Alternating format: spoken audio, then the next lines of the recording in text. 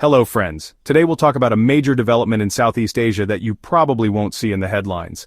The Philippines has just signed a massive $700 million defense deal with South Korea.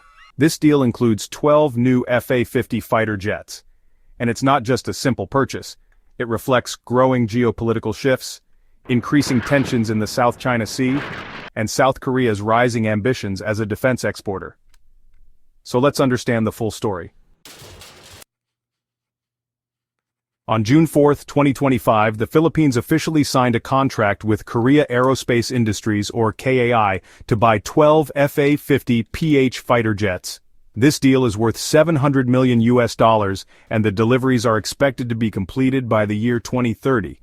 Now you might ask, didn't the Philippines already have these jets? Yes.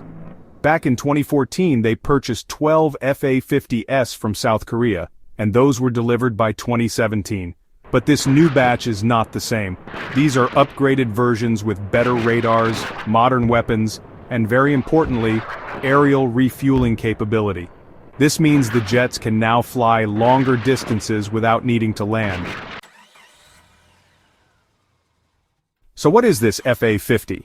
It's a light combat aircraft designed by South Korea's KAI with support from Lockheed Martin, the American defense giant.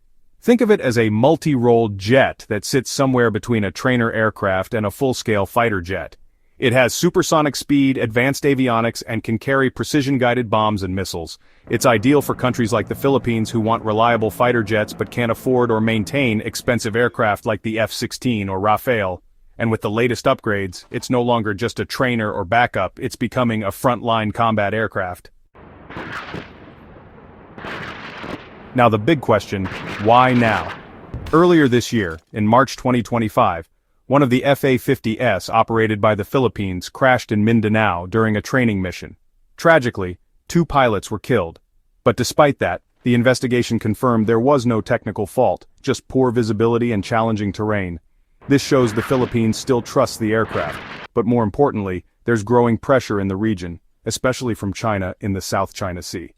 The Philippines has had multiple run-ins with Chinese vessels near disputed islands. So, this new deal is part of a larger modernization plan by the Philippine military to defend its sovereignty and upgrade its outdated systems.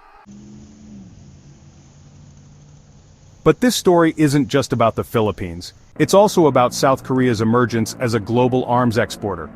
South Korea wants to become the 4th largest weapons exporter in the world by 2027. The F-50 is already a bestseller. It's been sold to Iraq, Thailand, Indonesia, and even Poland, which is in Europe. These jets are cheaper than Western models but still advanced enough for most air forces. This deal with the Philippines helps Korea build not just revenue but strategic influence in Asia. It also signals that countries are looking for alternatives to US and Russian weapons, especially given global tensions and sanctions. So, what's the impact of this deal? For the Philippines, it's a clear sign they're preparing for the future. With rising tensions over the South China Sea, they need fast response aircraft, and the F-50 is ideal for that. For South Korea, it's another step toward becoming a defense powerhouse, much like how Turkey is trying with its drones and indigenous fighter jets. And for the region, this means more militarization. China is already increasing its naval presence, and now its neighbors are also ramping up air power. It reflects a dangerous arms race building in the Asia-Pacific. In short, this isn't just a deal for 12 jets. It's a sign of deeper shifts in military strategy, economic diplomacy, and regional alliances. So friends, what do you think? Is this a smart move by the Philippines, or is it a risky escalation? Let me know in the comments.